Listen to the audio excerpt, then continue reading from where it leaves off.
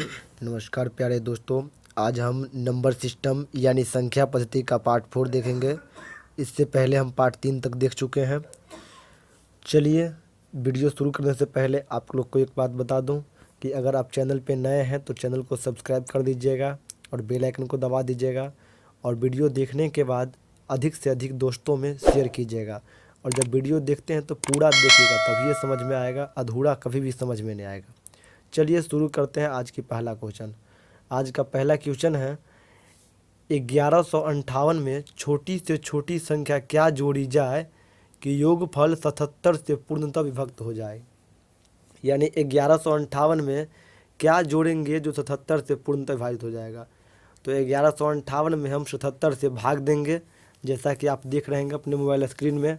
तो भाग देने के बाद 3 शेषफल बचता है, तो उसको हम क्या करेंगे, 77 में से 3 घटा देंगे, तो यानी बच जाएगा 74।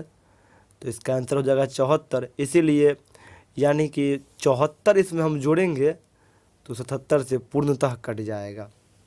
चलिए, आपको पूरा समझ में आ गया होगा।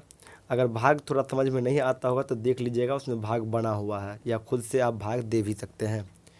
देखते हैं दूसरा सवाल। दूसरा सवाल पहला के ही आधार पर होगा और आपको निश्चित समझ में आएगा, क्योंकि जो भी सवाल होगा आज का सवाल नॉर्मल ही होगा। और इससे पहले पार्ट 3 देख चुके हैं। अगर पार्ट 3 नहीं देखे हैं तो प्ले लिस्ट में जा कर के ज़रूर देख लीजिएगा।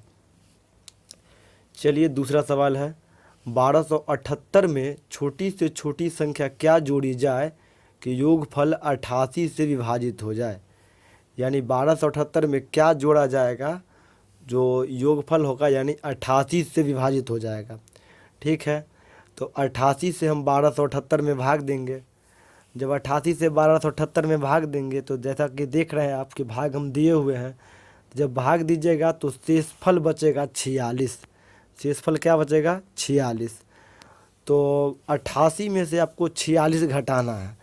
जब 88 में से आप 46 घटाइएगा तो बच जाएगा 42, यानी इसका उत्तर हो जाएगा 42। यानी 1278 में हम 42 जोड़ेंगे तो वो 88 से पूर्णतः विभाजित हो जाएगा। चलिए, अब देखते हैं तीसरा सवाल। दूसरा सवाल निश्चित ही आपको समझ में आया होगा, और पहला जब देख लिए हैं तो आप दूसरा खुद से भी प्रयास कर सकते हैं। इसलिए हम एक तरह का 2 सवाल देते हैं, ताकि आपको पहला खुद से देखिए और दूसरा खुद से प्रयास कीजिए बनाकर।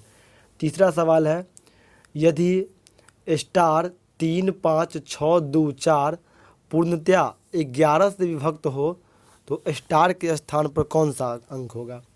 यानी एक स्टार दिया हुआ है जो 11 से विभक्त है, स्टार की जगह पर कोई अंक होगा जो 11 से पूर्ण रूप से तब विभाजित हो जाएगा, तो स्टार के स्थान पर क्या होगा।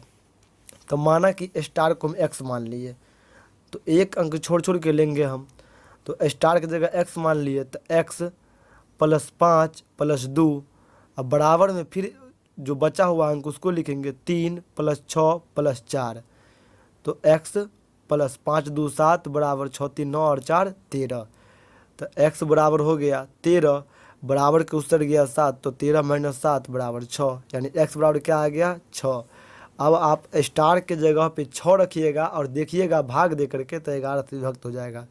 वैसे ऐसा सवाल में आप ऑप्शन ट्रायल विधि से भी बना सकते हैं। ऑप्शन को देखिएगा स्टार की जगह पर रख करके, अपने आप वो 11 से विभक्त हो जाएगा। चलिए, तीसरा सवाल आपको समझ में आ गया होगा, तो चौथा सवाल निश्चित ही आ जाएगा। चौथा सवाल है, स्टार 4 2 3 5 6 पूर्णतया 11 से विभक्त हो तो स्टार के स्थान पर कौन सा अंक आएगा। तो सबसे पहले माना कि स्टार बराबर x, तो प्रश्न से स्टार की जगह पर x मानना है। तो पहले हम बता चुके हैं कि एक एक अंक छोड़ के लिखिए, तो यानी x + 2 + 5 बराबर 4 + 3 + 6। तो x + 7 बराबर 4 3 7 6 13। तो x बराबर हो गया 13 और -7, बराबर के जब उससे जाता है तो साइन चेंज हो जाता है। 13 - 7 यानी x बराबर क्या हो गया, 6। यानी कि स्टार की जगह पर अगर हम 6 रखेंगे तो 11 से विभाजित हो जाएगा। आप देखिएगा स्टार की जगह पर 6 रख के, तब ये संख्या बन जाएगा 6 4 2 3 5 6। देखिएगा 11 से विभाजित करके एकदम निश्चित कट जाएगा। चलिए, अब पाँचवा सवाल देखते हैं। पाँचवा सवाल है, यदि एक्स स्टार वाई बराबर एक्स प्लस 2 के होल स्क्वायर इंटू, बीच में जो छूटा हुआ उसका मतलब है इंटू गुना वाई माइनस 2, तो 7 स्टार 5 का मान है। इससे ये हमें दिख रहा है कि एक्स स्टार वाई है तो दिया हुआ है 7 स्टार 5, यानी कि 7 हुआ एक्स का मान और 5 हुआ वाई का मान। 7 हुआ एक्स का मान और 5 हुआ वाई का मान।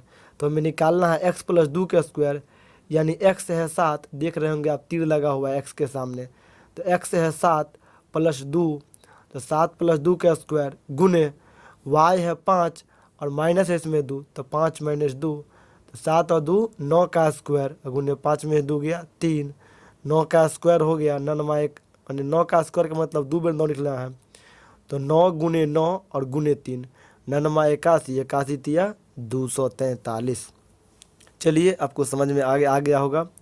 चलिए अब देखते हैं नंबर 6 सवाल। नंबर 6 सवाल भी 5 के आधार पे ही होगा, क्योंकि अगर आप 5 बना लिए होंगे तो आप नंबर 6 फिर आपको आराम से बन जाएगा।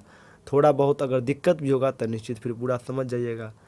तो नंबर 6 में है यदि एक्स स्टार वाई बराबर एक्स प्लस 3 के स्क्वायर इंटू वाई माइनस 4, तो 5 स्टार 8 का मान होगा। इसमें आप समझ गए होंगे भली भांति कि x का मान क्या होगा 5 और y का मान क्या होगा 8। इससे पहले हम ऐसा सवाल बनाए थे।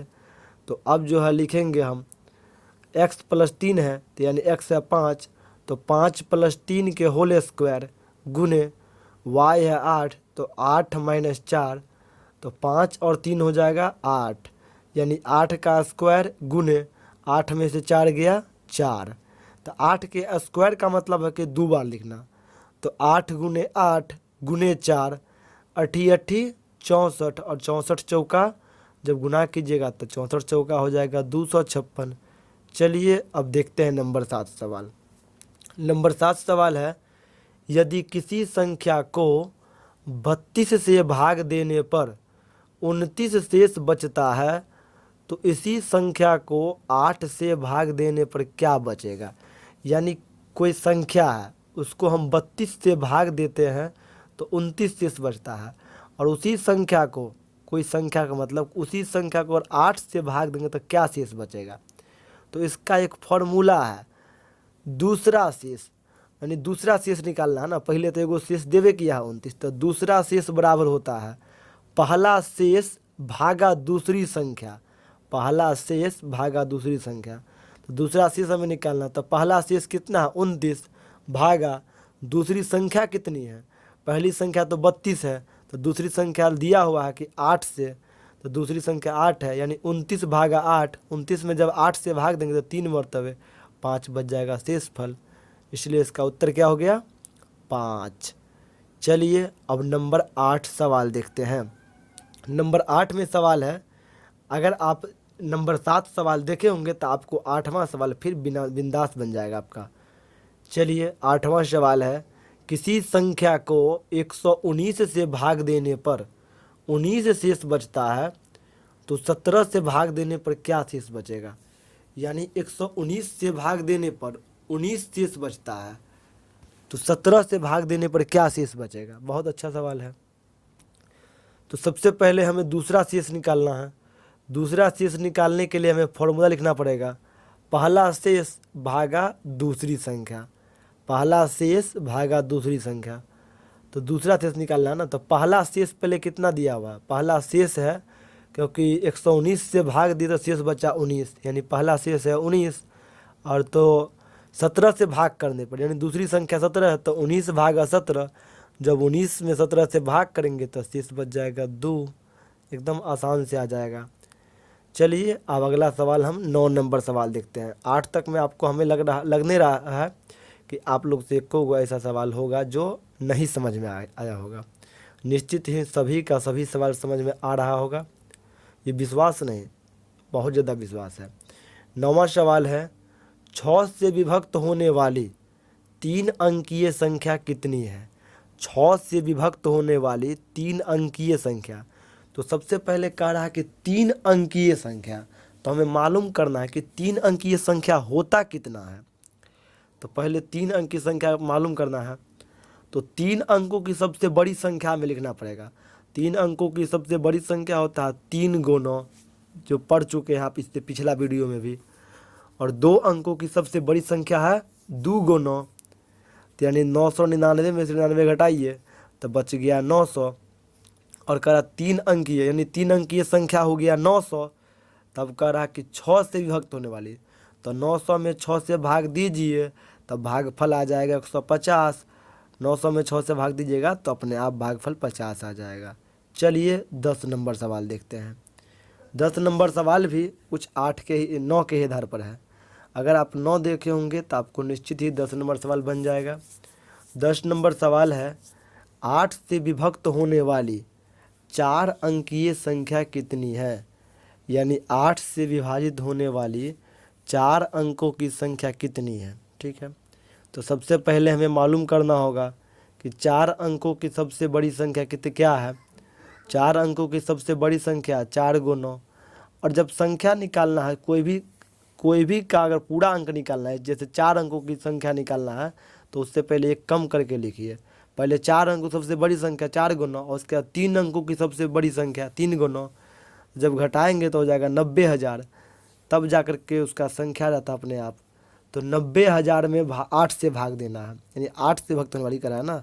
तो 90,000 में जब 8 से भाग दिए तो भागफल आ गया 1125। चलिए अब नंबर 11 सवाल देखते हैं। नंबर 11 में है 7 7 7 7, यानी 7 को 7 है भागा 11। ये देखने से आपको लगता होगा कि बहुत ही नॉर्मल सवाल है, लेकिन ये 100 में लगभग समझिए कि 95+ % विद्यार्थी का ये सवाल गलती हो जाता है। अब देखिए कैसे।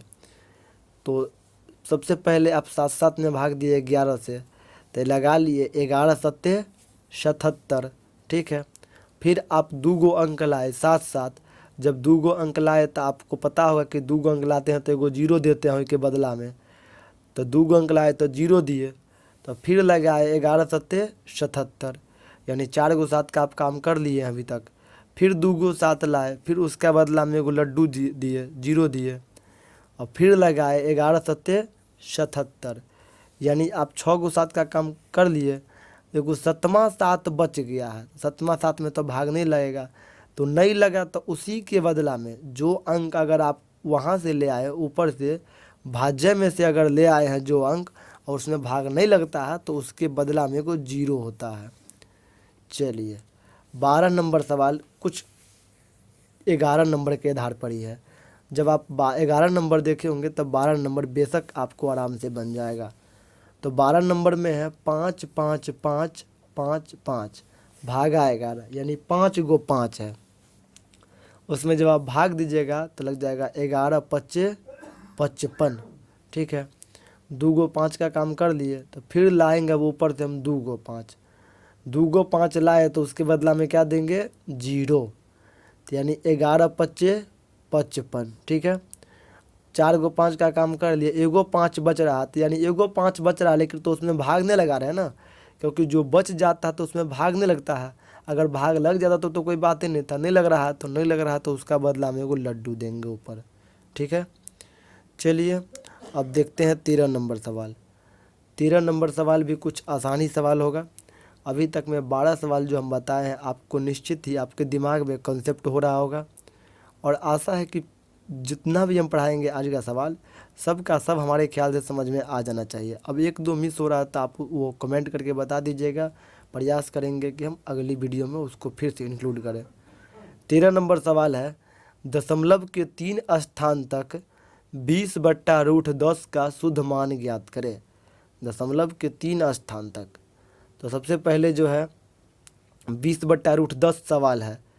तो आप 8वीं क्लास में जब होंगे या 9वीं क्लास में होंगे तो आप हरों का परिमीकरण पढ़े होंगे। जैसे हम लिखे हैं तो 20/√10, इसमें हरों का परिमीकरण, हरों मतलब हुआ नीचे वाला का काम करना है, क्योंकि कभी भी नीचे में रूट नहीं रहना चाहिए।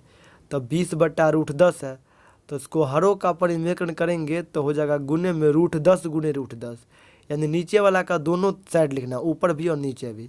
तो फिर हो गया 20√10 भागा 10 दाहीं के 100, तो 20√10 और 100 का वर्गमूल होता है 10, यानी 10 दूना 20, 2 रूट 10 आया आंसर। तो एगो हम नोट दिए हुए हैं, नोट आपको याद रखना है, नोट याद कर लीजिएगा और उसके बाद 2 रूट 10 है तो 2 गुने रूट 10 का मान जो है उससे गुना कर दीजिएगा, अपने आप आराम से आ जाएगा आंसर। 14 नंबर सवाल भी कुछ उसी आधार पर है। 14 नंबर जो सवाल है यह है दशमलव के 3 स्थान तक 8/√8 का शुद्ध मान निकाले। तो इसका भी वही प्रकार है, इसका पहले हरों का परिमेयकरण कीजिए। 8/√8 तो गुने रूट 8/√8 बराबर में हो गया 8√8 बट्टा में 8 8 64, तो 8√8 64 का वर्गमूल 8, 8 से 8 कट गया, बच गया √8। तो √8 का मान हम इससे पहले नोट में लिखाए थे 2.828। चलिए 15 नंबर सवाल देखते हैं। 15 नंबर सवाल क्या कहता है? 15 नंबर सवाल भी बहुत आसानी सवाल होगा, निश्चित ही आपको लगभग सवाल सभी समझ में आ जाना चाहिए, क्योंकि अगर ये सवाल समझ में नहीं आता है तो समझिए कि आगे जो आने वाले सवाल सब होंगे वो बहुत ही आपको कम समझ में आएगा, क्योंकि अब जो है इससे थोड़ा जो है हाई जाएगा। ये सबसे लो सवाल सब था, इसके बाद थोड़ा हाई चलेगा अब। तो 15 नंबर सवाल है √32 माइनस √128 प्लस √50 का मान ज्ञात करें। ठीक है, इसका मान ज्ञात करना है। तो सबसे पहले √32 है, इसको हमें रूट से प्रयास करेंगे बाहर निकाले। तो 32 का गुणनखंड किए हैं, देख रहे होंगे आप अपने मोबाइल के स्क्रीन पे। तो 32 का किए हैं तो 5 गो 2 हो गया, तो 5 गो 2 हो गया। तो इसका मतलब है कि जोड़ा में से एक गो हमको लेना है, यानी जोड़ा लगा लेंगे, जिसका जोड़ा लगेगा उसमें से एगो लेना है, जिसका जोड़ा नहीं लगेगा वो रूठे में रह जाएगा। जैसे 2 2 2 गो मिल गया तो यानी 4 हो गया, 2 दूना 4, और एगो नहीं मिला तो 4√2 हो गया, माइनस 128 में 7 गो 2 हुआ, 7 गो 2 में से 6 गो मिल गया, यानी 2 गुने 2 गुने 2, 2 दूना 4, 4 दूना 8, तो 8√2 हो गया। 50 में हो गया 2 गुने 5 गुने 5, 5 का जोड़ा लग गया, 5√2 हो गया। तो हो जाएगा 4 और 5 9√2 में से 8√2 गया तो बच गया √2। 1√2 बचा तो 1 लिखा नहीं जाता है, इसलिए √2 हुआ आंसर।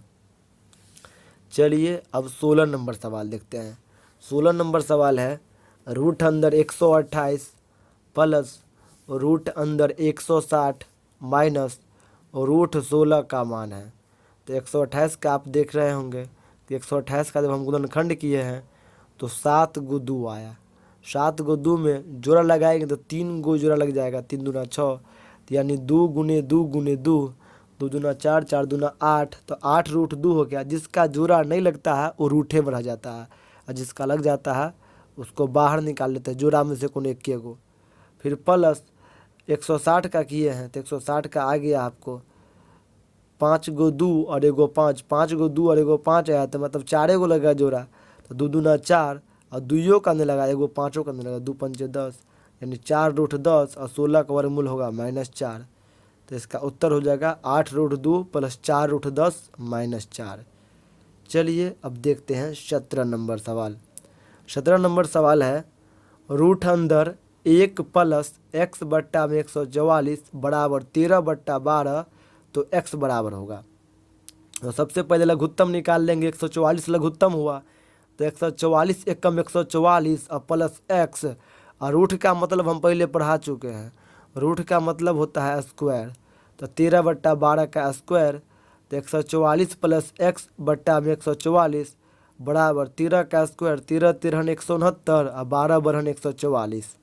तो ठीक है, जब बराबर में है तो बराबर में ऊपर ऊपर कटता है और नीचे नीचे कट सकता है। तो 144 से 144 कैंसिल, तो बच गया 144 प्लस x बराबर 169, तो x बराबर हो गया 169 में से 144 गया, x बराबर 25 हो गया। उत्तर आंसर घटा लिए, 144 गया उधर तो x बराबर हो गया 25 उत्तर। चलिए अब देखते हैं 18 नंबर सवाल। अगर आपको 17 समझ में आ गया होगा तो 18 निश्चित बन जाएगा। 18 सब सेम समझिए, इसी आधार पे है, आधार चेंज है। 18 में है √1 प्लस x बट्टा में 64 बराबर 9/8 का मान होगा। ठीक है, बहुत ही अच्छा सवाल है। तो सबसे पहले इसमें हम क्या करेंगे, 64 हो गया लघुत्तम, यानी 64 प्लस x बराबर में हो गया 9/8 के स्क्वायर। स्क्वायर क्यों हुआ? क्योंकि रूट के बदला हुआ है स्क्वायर। तो ये हो गया 64 प्लस एक्स बट्टा में 64। 9 का स्क्वायर 9 81 और 8 का स्क्वायर 8 64। तो 64 64 हो गया कैंसिल। तो यानी 64 प्लस एक्स अब बराबर 81। तो एक्स बराबर हो गया 81 माइनस 64। तो एक्स बराबर हो गया 81 में से 64 गया, कितना बचेगा 17। चलिए आपको ये भी सवाल समझ में आ गया होगा, क्योंकि अगर आपको अपने कॉपी में इंक्लूड कर रहे होंगे सवाल को तो सब का सब सवाल समझ में आ गया होगा। नहीं कीजिएगा तो बहुत ऐसा सवाल होंगे जो अभी आप समझ जाइएगा और 2 दिन के बाद उसको फिर भूल जाइएगा। और जब तक आप कॉपी में इंक्लूड नहीं कीजिएगा तो आप आगे दिन में भी कभी एग्ज़ाम से पहले उसको देख नहीं सकते हैं, क्योंकि मोबाइल में कितना देखिएगा याद नहीं रहेगा, और कॉपी में रहेगा तो बार बार पलट सकते हैं उसको। चलिए 19 नंबर सवाल है, 5.2/5 का 140 प्लस वाट बराबर 800। ठीक है, वाट वाला आ गया। तो यानी 5.5/2 है, तो इसको जब पूर्णांक तोड़ेंगे तो हो जाएगा 5 25 और 2 जोड़ देंगे, यानी 25 2 27/5।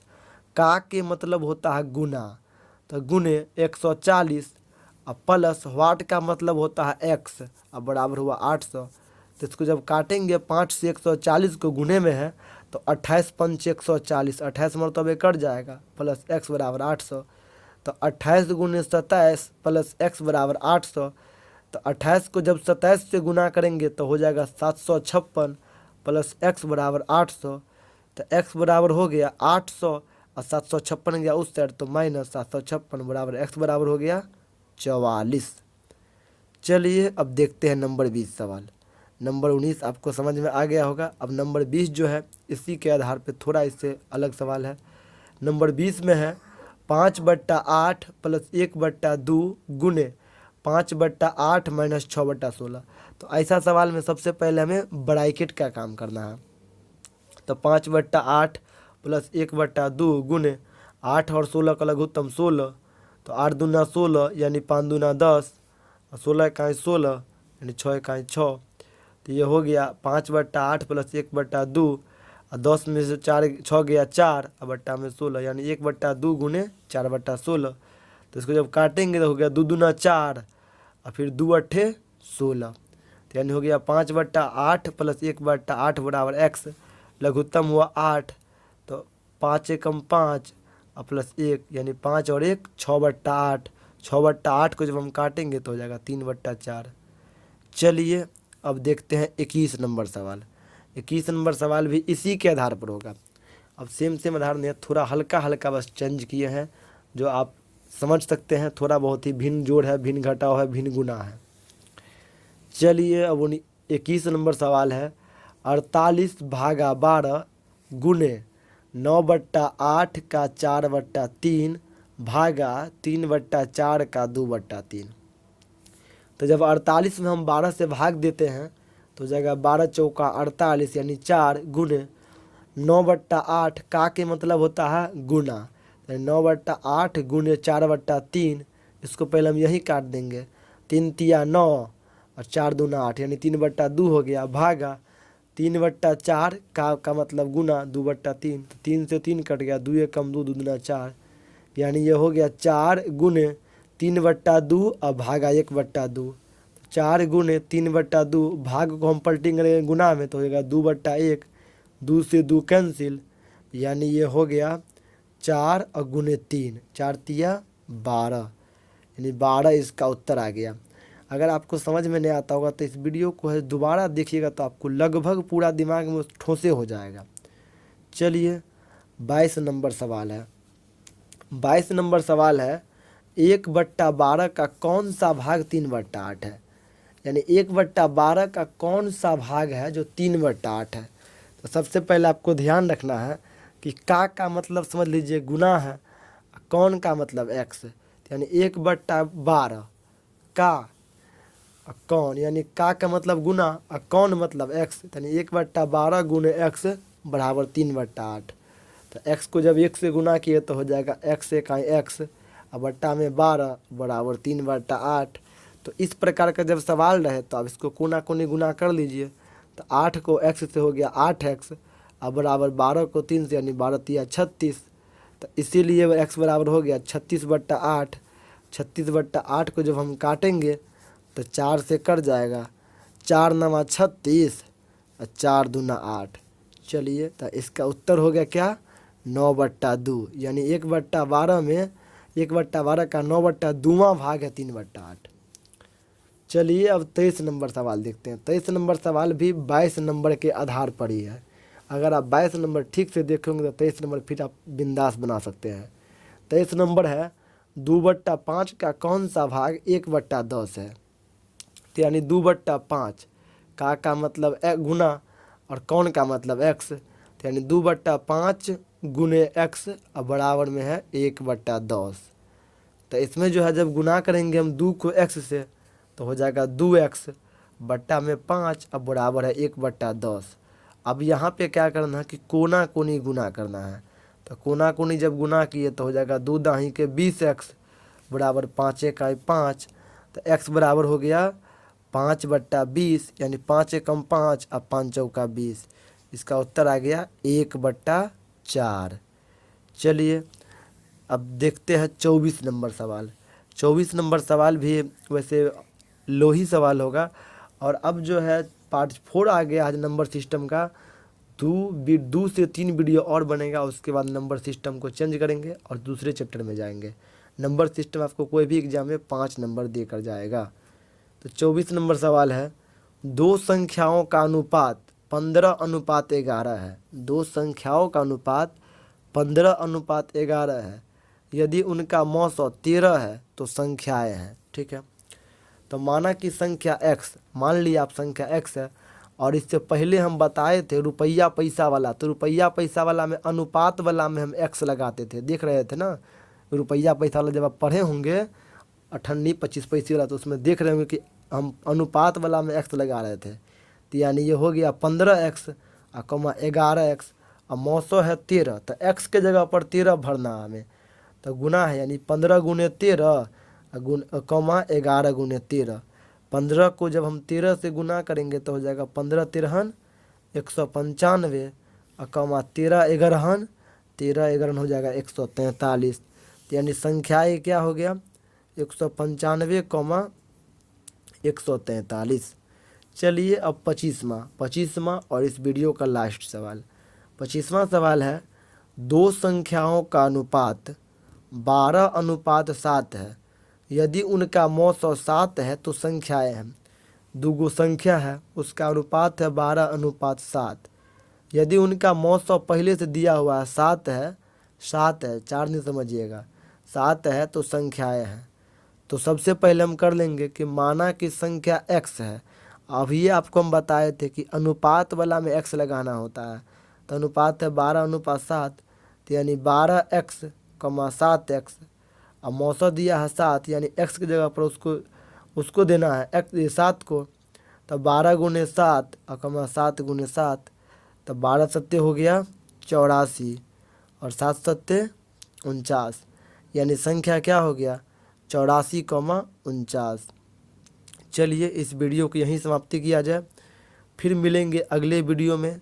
तब तक के लिए धन्यवाद, थैंक्स फॉर वाचिंग।